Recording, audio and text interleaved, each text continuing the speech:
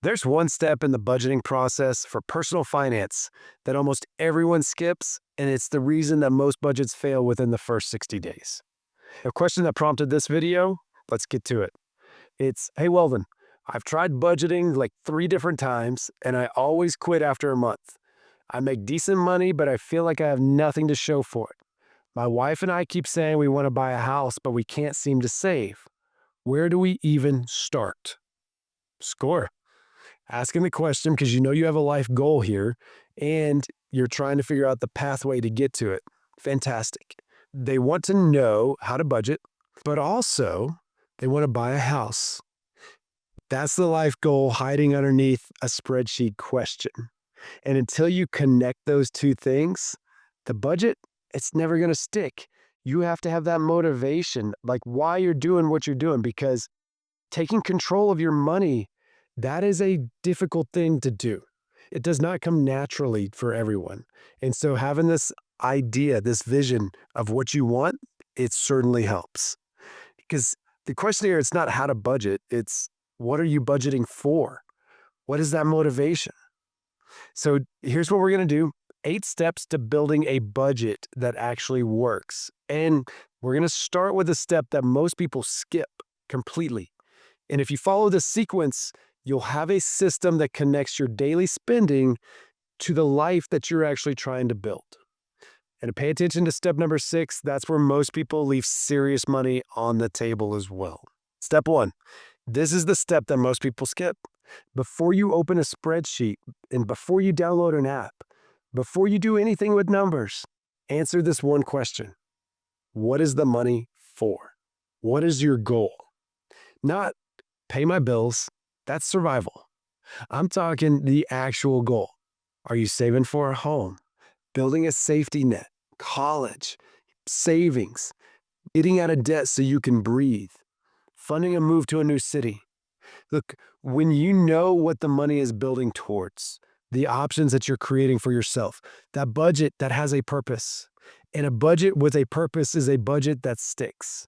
So every dollar that you allocate is either moving towards that goal or away from it. That clarity, that changes everything. It changes the mindset. Going through this can seem overwhelming. And so I put together something called transition checkpoints, or wealth checkpoints in this case. Go to the caption below, start.askweldonhobbs.com, and it's going to ask you 8 to 10 questions. So that way you can start getting some clarity for yourself. And then there's other resources there to help you in this budgeting process, because we all have life goals. And when we get our money straight, that helps us achieve those and create that opportunity. Again, link in the description below, and you'll see opportunity to connect to those professionals if that's what you need. And then if you haven't already, go ahead and hit subscribe. I've got a whole library of other personal finance content, VA loan strategies, military pay strategies coming your way. We're pumping this out every week. Point number 2, know what's actually coming into your bank account. It sounds obvious, but you'd be surprised how many people don't actually know their take-home pay. Not their salary, their take-home. So after taxes, retirement contributions, insurance, everything. And if you're military, this is even more important. Your BAH, your BAS, your base pay, they all hit differently, and some of them, they're not taxed. And if you're a dual income household, combine both. If you have side income, include that as well, but only what you can count on consistently. Write that number down that actually lands in your bank account every single month, what you can count on. That's your starting point. Everything else builds from there. All right, point number 3, what's going out? So this is knowing your outflow. I want you to pull your bank statements from the last 3 months, not just one, all 3, because 1 month doesn't show patterns. 3 months, though, that shows subscriptions that you forgot about, the irregular expenses, the I'll only eat out twice this week that turned into 12 times. Don't judge it yet, just track it. Sort it into these categories: housing, transportation, food, insurance, debt payments, entertainment, and then everything else. The goal here, it's not guilt, it's visibility. You can't manage what you can't see. If you're still watching, you're clearly serious about getting this right. And what I'm about to cover in the next few steps is where most budgeting advice, where it just starts to fall apart. because it stops at tracking and never gets to building. Step 4, this is give every dollar a job. This is the zero-based approach, and it's the most effective budgeting method that I've ever seen.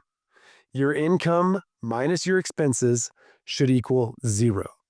Every dollar has a job, and it's all allocated.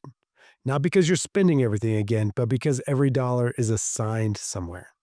So some dollars, they go to rent, some go to groceries, some go to savings, some go to debt, some go to fun.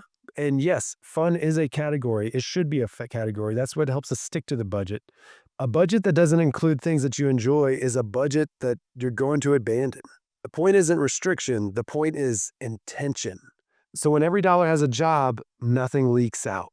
Step 5, build your 4 walls first. Before anything else gets funded, you should cover the non-negotiables: housing, utilities, food, and transportation. These are your 4 walls, the things that keep life stable. Everything else, streaming services, dining out, new clothes, that gets funded after the walls are solid. Not because those things don't matter, but because you can't build anything on a cracked foundation.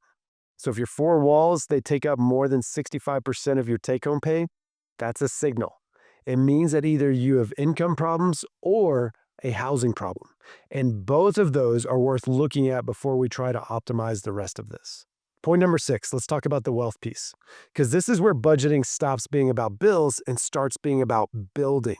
Once your 4 walls are funded and your basics are covered, here's the sequence. Start our emergency fund first, $2,000. Attack that high interest debt, and then start building that 3 to 6 months of emergency fund. Now, here's where most budgeting advice, it actually stops. They tell you to track, cut expenses, and save, but they never connect the savings to a wealth building plan.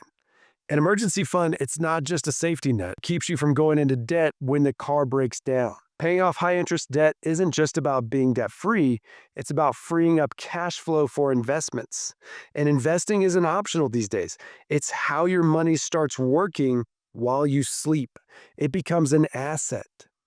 This is the wealth layer that most people never get to because they never connected their budget to a bigger purpose. Does this sound familiar? It could be step 1, coming back around. Step 7, this is track and adjust. And we're going to do this on a monthly basis. So a budget, it's not just a document that you create once and tape it to the fridge. It's actually a living system. And at the end of every month or the beginning of the next one, sit down and review it.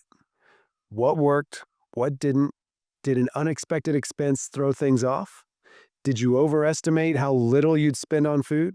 Adjust and move forward. Key insight here, the first 3 months of budgeting, they're actually going to be messy. That is completely normal. You're not failing, you're calibrating. By month 4, you'll have a rhythm. You'll understand what to expect, and then by month 6, you won't even think about it. The budget becomes automatic. By the way, if buying a home is part of your plan, I've got a whole other video breaking down how much house that you can actually afford, and there's a calculator in the link below. Point 8, connect your budget back to the overall goal. This is where it comes full circle again. Remember step 1, every monthly review should include one question. Is this budget moving me towards that goal or further away? If you said buy a house, are you actually saving for a down payment? If you said get out of debt, is the balance actually going down? If you said build wealth, are you investing consistently? The budget isn't the goal. The budget is the vehicle that helps you get to where you want to be. And when you can see the connection between the two, that's when the whole system clicks. That's the sequence. Life first, what are you trying to accomplish? Wealth second, how do you optimize the money to get there? And then real estate or whatever the big decision that comes third, once that foundation is set. All right, you made it this far. Here's what I want you to do. Click the link in the description below. If you need some help going through your budget, if you need guidance on housing, let me know. Book a free call. It's right there. We'll go through the numbers together, develop a plan that makes sense for your situation, and then I'll connect you with a values-aligned agent or professional, whatever you need for your situation. That's what this channel is all about, planning with purpose. I'm Weldon Hobbs, and when we're making big decisions, we start with the life goal. We optimize it for wealth, and then we focus on the real estate. Remember, good decisions, they start with good information, and I'll see you in the next one.